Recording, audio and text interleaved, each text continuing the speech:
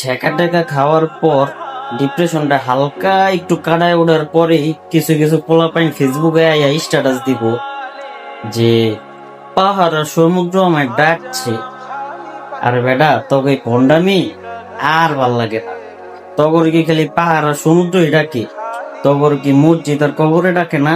তোরা যেমন বোঝাস যে পাহাড় আর সমুদ্র গেলেই খালি ডিপ্রেশন কাটে, আরে বেটা তোরা হয়তো জানোস না, মসজিদে আর সিজদায় গেলেও ডিপ্রেশনটা কিন্তু ভরপুর কাটে।